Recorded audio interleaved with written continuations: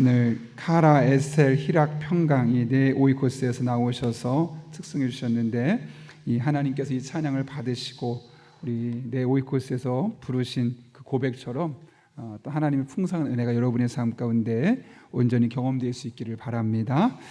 우리 하나님께서 오늘 우리에게 주신 말씀 나누겠습니다. 요한복음 1장 35절부터 42절까지 신약성경 144쪽에 있습니다. 요한복음 1장 35절부터 42절까지의 말씀입니다.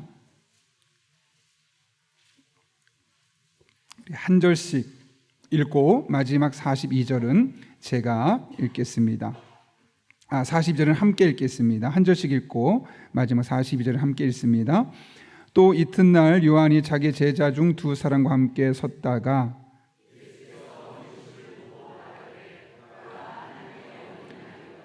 두 제자가 그의 말을 듣고 예수를 따르거늘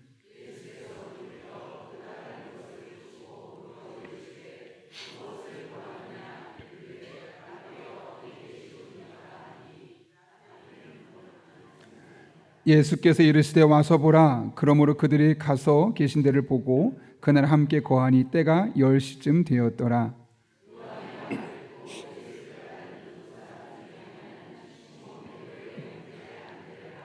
그가 먼저 자기 형제 시몬을 찾아 말하되 우리가 메시아를 만났다 하고, 메시아는 번역하면 그리스도라.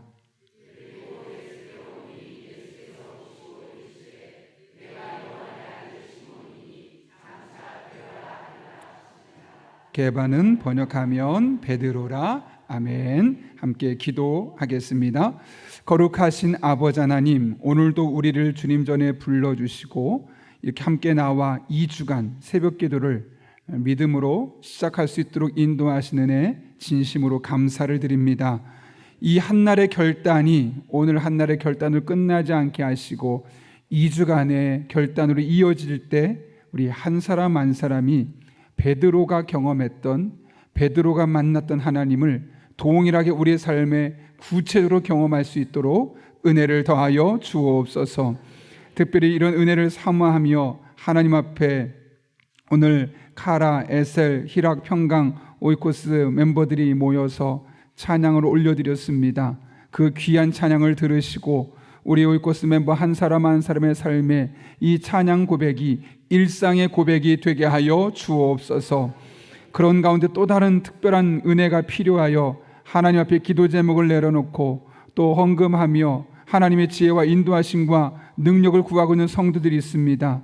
하나님께서 친히 함께하여 주시되 그 간절한 기도 제목 위에 능력에 능력을 더하여 주셔서 절대로 변하지 않을 것 같았던 삶의 변화가 일어나게 도와주시옵고, 우리의 삶으로 이거는 안 돼라고 말했던 것 또한 하나님의 은혜 안에 되어지는 것을 경험할 수 있는 복된 시간 되게 하여 주옵소서. 그렇게 우리 눈이 열려지고 우리의 손발이 하나님의 길을 따라갈 때 그 2주간의 삶을 통해 하나님이 우리를 어떻게 바꾸시는지를 몸소 경험하게 해주시옵고, 이번 기회가 우리의 삶의 영적인 전환점이 될 수 있도록 복의 복을 더하여 주옵소서. 보이는 것 보이지 않는 것 섬기는 모든 성진들을 일일이 기억하여 주시옵고, 오는 발걸음마다 안전하게 지켜주시며 새벽기도 끝나고 집에 돌아갈 때 하나님의 은혜로 가득 채우고 돌아갈 수 있는 복된 성도님들 되게 하여 주옵소서. 예수님의 이름으로 기도하옵나이다. 아멘.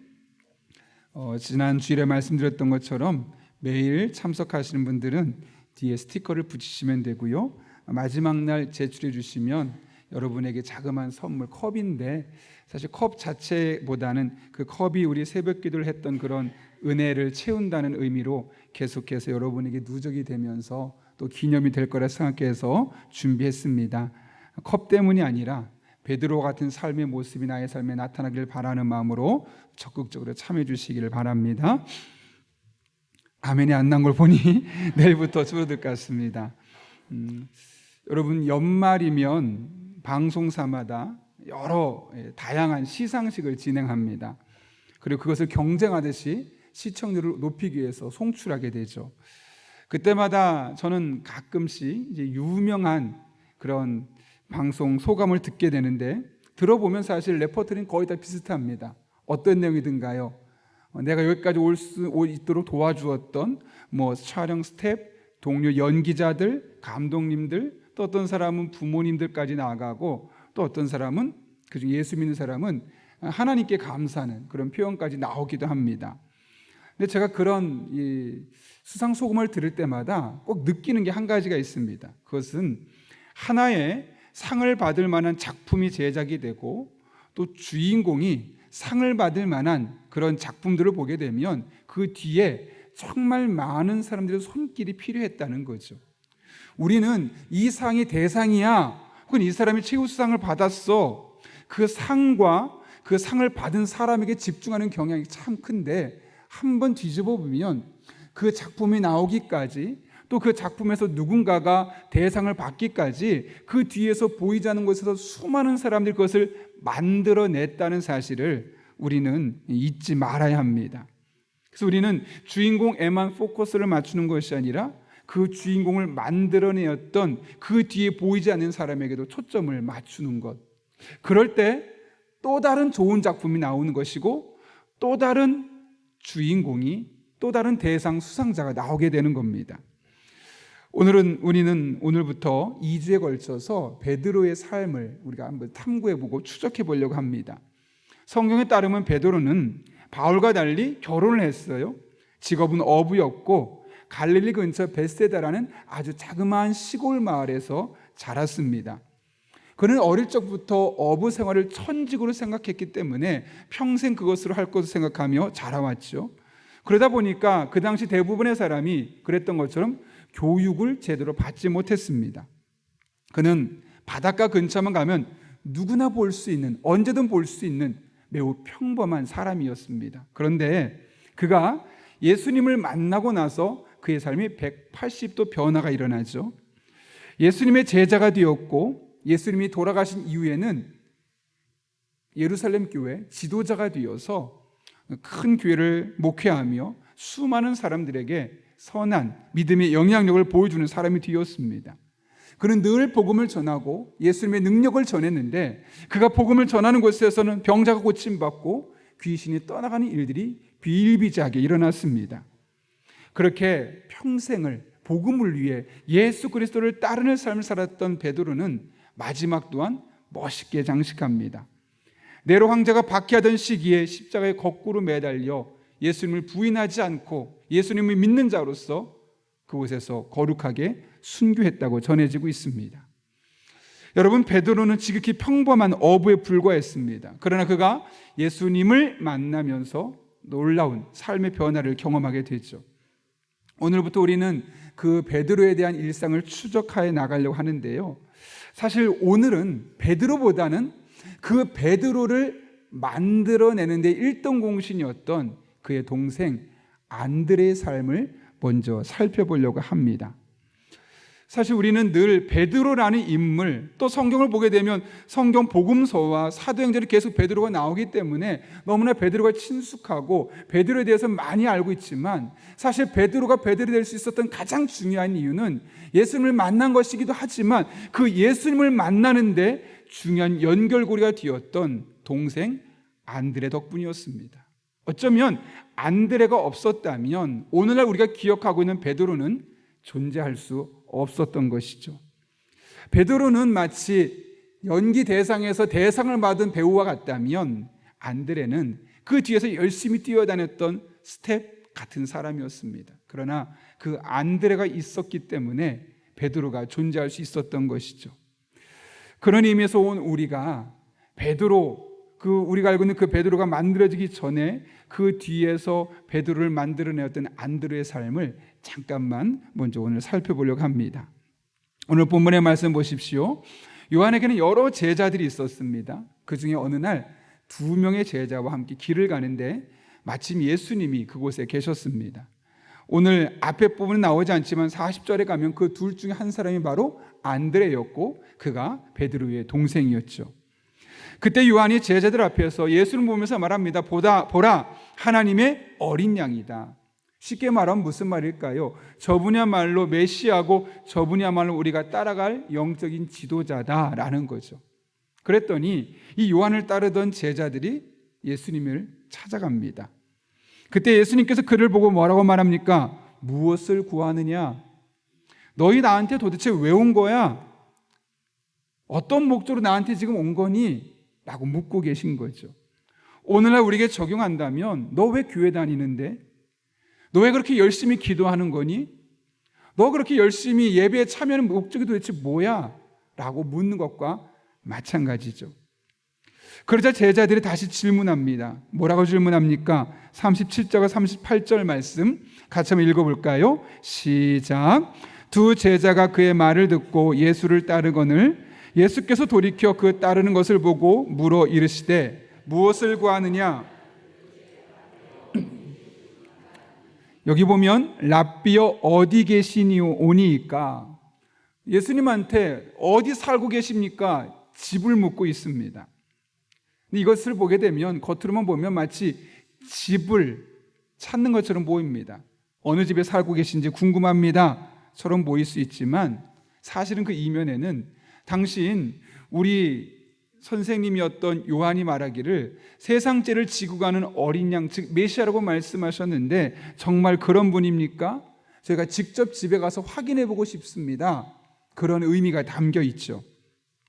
이 질문에 예수님은 아주 짧게 응답합니다. 39절 보면 예수께서 이르시되 와서 보라. 와서 보라. 와서 보라라는 말 우리 성경에는 마치 눈으로 확인해 보라 라는 것처럼 보이지만 원문을 보게 되면 옵세스테라는 단어인데요, 경험하다는 뜻을 갖고 있습니다. 와서 경험해 봐라. 너 메시아 찾고 있니? 내가 메시아인데 그냥 듣지만 말고 와서 내가 진짜 메시아인지 그렇지 않은지 직접 경험해 봐라 라고 이야기를 하고 있는 겁니다. 예수님은 어떤 분인지 아무리 들었기만 하면 그건 소용이 없다. 지식적으로만 알면 그 의미 없는 것이다. 진짜 예수님이 그런 분인지 그렇지 않은 분인지 만나보고 네가 경험해 봐야만 네가 거기에 동의할 수 있을 것이다 라고 이야기를 하고 있는 거죠. 그랬더니 어떡합니까? 39절 보면 예수께서 이르시되 와서 보라. 그러므로 그들이 가서 계신 데를 보고 그날 함께 거하니 때가 10시쯤 되었더라. 그 이야기를 듣고 제자들, 특히 그 중에 한 사람이 안드레가였죠, 예수님을 찾아갑니다. 그리고 나서 예수님과 함께 거했습니다. 거했다는 게 뭡니까? 동행하고 시간을 보내고 대화했다는 거죠. 언제까지요? 보면 10시라고 뒤에 있는데 우리 성경, 우리 시간으로 했다면 더하기 6을 해야 되겠죠. 오후 4시입니다. 아침에 오늘 본문의 말씀 보게 되면 아침에 예수님 앞에 나아가서 그분을 만났던 이 두 제자가 주님과 함께 오후 4시까지 오랜 시간을 이야기하면서 그분이 메시아인 것을 확인하게 되었던 것이죠. 그리고 나서 그들이 40절을 보면 우리가 메시아를 만났다라고 확신 있게 이야기할 수 있었던 겁니다. 여러분, 오늘 본문의 말씀 잘 보십시오. 지금 두 제자, 특히 안드레 같은 경우 처음에 이분이 정말 메시아인지 그렇지 않은지 확신할 수 없었습니다. 그러나 그분과 함께 오랜 시간, 적어도 10시간 정도, 6시간 정도 이상을 그분과 함께 대화하고 그분과 함께 여러 가지 이야기를 듣고 나서 그분이 메시아라는 것을 확신할 수 있었습니다. 이 이야기를 오늘 우리에게 주는 목적이 무엇이겠습니까? 예수님을 온전히 경험할 수 있는 것은 단순하게 그분에 대한 지식만으로 끝나는 것이 아니라 그분과 만나는 절대적인 시간이 필요하다는 것을 우리에게 말씀하고 있는 것이죠.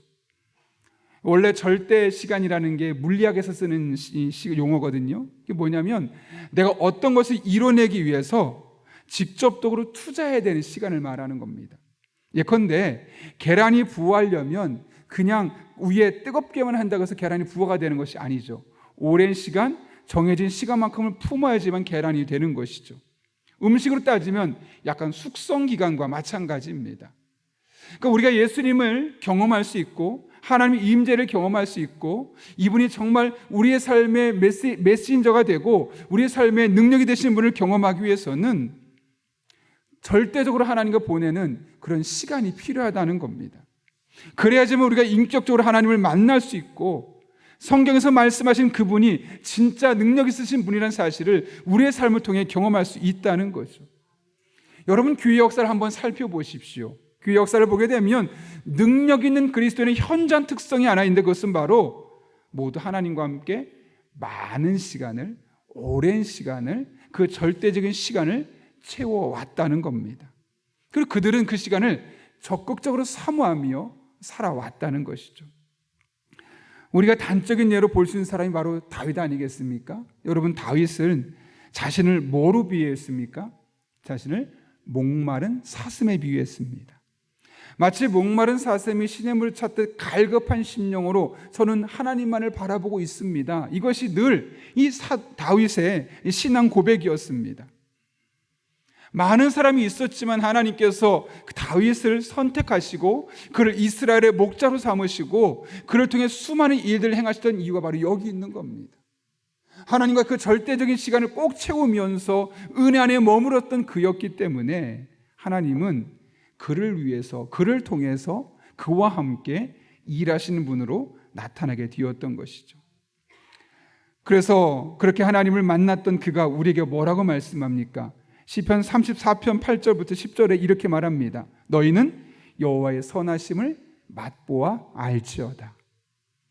여호와의 선하심을 맛보아 알지어다. 여러분, 이게 무슨 말이겠습니까? 맛보아 알지어다. 듣기만 하지 마. 아무리 여러분이 음식이 맛있다고, 우리가 들고 있는 음식이 있다고 할 때 그게 정말 맛있는지 아닌지 어떻게 알 수 있겠습니까? 듣는다고 알 수 있는 것이 아니라 찍어서 맛을 볼 때 그 맛이 어떤지 알 수 있는 것처럼 하나님을 직접 경험해 보라는 거죠. 그런데 어떻게 경험할 수 있느냐? 9절과 10절에서 이렇게 말하죠. 너희 성도들의 여호와를 경외하라. 그를 경외하는 자에게는 부족함이 없도다. 젊은 사자는 궁핍하여 줄일지라도 여호와를 찾는 자는 모든 좋은 것에 부족함이 없으리로다. 하나님을 맛보아 알 수 있는 방법을 뭐로 그가 설명하고 있습니까? 여호와를 찾는 것. 여기 찾는다라는 단어가 참 중요해요. 히브리어로 나라시라는 단어예요. 나라시. 이건 뭐냐면 계속 찾다, 적극적으로 찾다는 뜻이에요. 그러니까 하나님에 대한 은혜를 한 번 사모하고 끝나는 것이 아니라 끊임없이 지속적으로 나와서 그분의 은혜를 간구하게 될 때 하나님이 얼마나 선하신 분이신지를 맛보아 알 수 있다는 거죠. 설교로만 듣고 그런 분이구나, 누군가의 간증만 듣고 하나님이 정말 그런 분이래, 카드라 통신을 전하는 사람이 아니라 하나님은 정말 이런 분이야, 이런 존재야 라고 확신 있게 말할 수 있는 그런 사람으로 바뀌어지게 된다는 것이죠. 다른 데 그 있는 것이 아니라 나라시 계속 찾는 겁니다. 어제 찾았지만 오늘 또 찾고, 오늘 찾았지만 내일 또 찾고, 내일 찾았지만 그 다음날 또 찾고, 끊임없이 하나님을 찾고 갈망하며 그분과 영적인 절대 시간을 채워나가게 될 때 하나님의 선하심을 맛보아 알 수 있게 된다고 분명히 말씀하고 있습니다. 여러분, 우리가 이 새벽 기도의 시간, 물론 해마다 진행해 오는 시간이지만 오늘 우리 안에 이런 갈망함과 이런 사모함으로 2주간 주님 앞에 나아갈 수 있기를 바랍니다. 날마다 나라시 여호와를 찾고 또 찾을 때 여러분 한 분 한 분이 여호와의 선하심을 맛보는 그런 2주간의 새벽 기도가 될 수 있기를 예수님의 이름으로 축원합니다. 그런가 하면 이 안드레의 또 한 가지 특징을 발견할 수 있는데요, 오늘 본문의 말씀 보게 되면 예수님과 긴 시간을 보내고 나서 그가 메시아라는 것을 깨닫게 됩니다. 그리고 어떤 일을 하게 됩니까? 그의 형을 찾아갑니다. 41절과 42절인데 이렇게 기록되어 있습니다. 그가 먼저 자기 형제 시몬을 찾아 말하되 우리가 메시아를 만났다 하고 데리고 예수께로 오니. 많은 사람이 있었겠지만 그는 자신의 형을 찾아갔습니다. 그리고 그에게 예수님을 전합니다. 중요한 것은 그 예수님을 전한 것이 끝이 아니에요. 어떻게 했어요? 그를 데리고 왔다 그래요. 데리고 왔다 그러니까 아주 쉽게 보이죠. 형님에게 찾아가서 형, 우리 예수님 메시아 만났어, 나랑 그분에게 가볼까? 라고 아주 단순한 동작처럼 보이지만 원문은 그렇지 않습니다. 여기 보면 에가겐이라는 헬라가 쓰였거든요. 이거 뭐냐면 강하게 끌고 왔다는 거예요. 이 말이 뭘까요? 형이 그 얘기를 들었지만, 베드로가 들었지만 굳이 가고 싶어 하지 않았다는 거예요. 왜 그랬을까? 아마도 바빴겠죠. 어부인데, 어부 또 여러분 잘 아시는 것처럼 낮에 열심히 가서 물고기를 잡고 4시쯤 되면 그 다음날 또 물고기를 잡기 위한 어구를 손질하는 시간이에요. 너무 바쁜 시간이거든요. 근데 그 시간에 메시아를 만났다고 가자고 하니 얼마나 귀찮겠어요. 더군다나 아직까지 베드로는 하나님을 인격적으로 만나지 못했던 분이에요. 예수님을 인격적으로 경험했던 사람이 아니에요. 복음서를 보면 참 재밌어요. 마태, 마가, 누가복음은 베드로가 처음 등장할 때 소명을 받는 장면으로 나와요. 그래서 우리도 모르게 베드로는 처음부터 믿음이 좋은 사람처럼 생각했지만 그렇지 않아요. 오늘 본문 보면 메시아를 만났어 라고 말해도 아니 나 귀찮아 가기 싫어 했던 사람이 요한이었다는 거죠. 그럼 어떻게 해요? 아니 알아서 해. 바쁘니까 사정을 봐주고 알아서 하라고 하지 않았다는 거예요. 강하게 끌고 가는 거예요. 그렇게 강하게 끌고 갔죠. 그런 맥락에서 어쩌면 베드로가 탄생하게 되었던 것은 이 안드레의 강한 집념, 안드레의 손목에서 시작됐다고 해도 과언이 아닐 거예요. 그렇게 안드레는 자신의 형에게 먼저 다가가서 그에게 자신이 만난 하나님, 자신이 만난 예수님을 간증하는 삶으로 또 그에게 복음을 전하는 삶으로 시작했습니다. 여러분, 이를 통해 우리가 할 일이 무엇인지 너무나 선명하죠. 우리 주변에도 베드로 같은 사람이 참 많아요. 바빠서 못 간다고 혹은 귀찮다고 그게 정말 메시아가 맞냐고. 왜냐하면 그렇게 그 마음속에 열망이 없으니까요. 우리가 누군가에게 예수님을 전하면 똑같은 반응을 일으킬 거예요. 거부할 겁니다. 우리의 메시지를 듣기 싫어할 것이고 교회에 오지 않으려 할 것이고, 그래서 우리는 어떻게 됩니까? 어쩔 수 없지 뭐 하지 말라는 거예요. 끌고 오라는 거예요. 왜요? 우리가 만난 예수님이 진짜니까요. 만약 예수님이 메시아가 아니고 가짜라면 그 사람들 끌고 오는 게 잘못된 거겠지만 우리가 만난 예수님이 진짜라면 그들을 끌고 와서라도 예수님을 만나게 되지 않겠습니까? 오늘 지금 안드레가 베드로에게 그렇게 다가서고 있는 거예요. 그랬더니 어떤 일이 일어납니까? 42절 결국 가요. 데리고 예수께로 오니 예수께서 보시고 이르시되 내가 요한의 아들 시몬이니 장차 게바라 하리라 하시니라. 어쨌든 끌려갔더니 예수님 뭐라고 말씀하냐면 너 이름 시몬이지 나중에는 게바가 될 거야 라고 이야기해요. 시몬은 듣다라는 히브리어고 게바는 아람어로 반석 바위란 뜻이에요. 그 옆에 보면 게바는 번역하면 페트로, 베드로라. 이건 헬라어예요. 그러니까 이 짧은 안에 시몬은 뭐예요? 히브리어고 게바는 아람어고 베드로는 헬라어고. 짧은 순간 베드로 이름이 3번이 언급되고 있는 거예요. 너 지금은 그냥 잘 듣는 사람 정도라면 이제는 반석 같은 사람이 될 거야 라고 말씀하고 있는 것이죠. 지금은 평범한 업에 불과하지만 하나님 나라를 위해서 특별하게 쓰임받을 것을 이야기하고 있는 겁니다. 여러분, 이 가능성을 우리는 믿어야 합니다. 예수님을 만나면 누구나 변할 수 있다는 사실, 예수님을 만나면 지금은 초라해 보여도 나중에는 하나님 나라를 위해서 귀하게 쓰임받을 수 있다는 그 사실을 우리는 믿어야 합니다.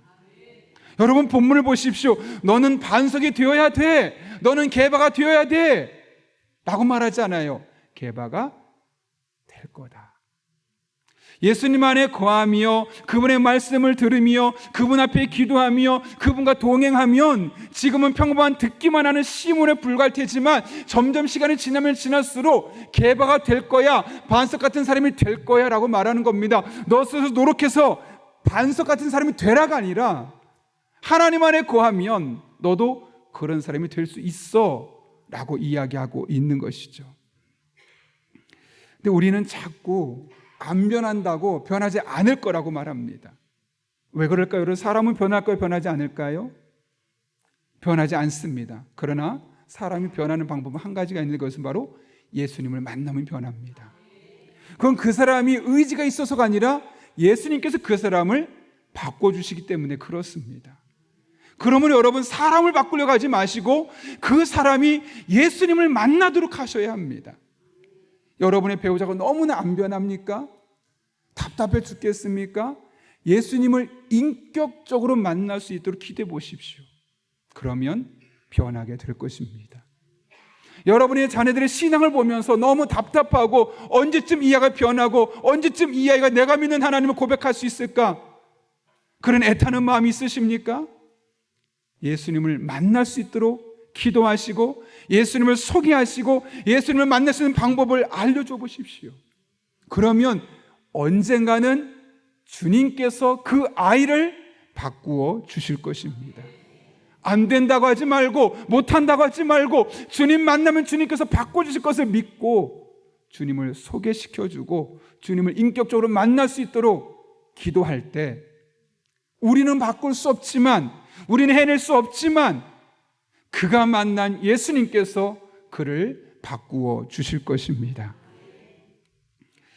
바라기는 여러분 한 분 한 분이 안드레와 같은 마음으로 나아갈 때 여러분을 통해서 베드로 같은 사람들이 여러분의 가정 속에서 또 여러분이 만나는 만남 속에서 날마다 많아질 수 있기를 예수님의 이름으로 축원합니다. 우리 시간 함께 기도하고 찬양하겠습니다. 거룩하신 아버지 하나님, 오늘 안드레 두 가지 모습을 발견하며 우리가 그 모습을 본받기를 원합니다. 안드레는 가장 먼저 하나님과의 예수님과의 만남을 사모했고 뿐만 아니라 그 만나고 난 이후에는 형에게 찾아가서 그 예수님을 만나게 했던 사람임을 깨닫게 됩니다. 그 안드레가 있었기 때문에 베드로라는 사람이 있었던 것을 기억하며 오늘 또 우리가 우리의 삶의 자리에서 안드레와 같은 자로 쓰임받는 복된 한 날 되게 하여 주옵소서. 그럴 때 우리 주변에서 베드로 같은 이들이 많아지게 도와주시옵고 그렇게 이 땅에 하나님의 나라가 더욱더 넓게 펼쳐지게 하여 주옵소서. 예수님의 이름으로 기도하옵나이다. 아멘.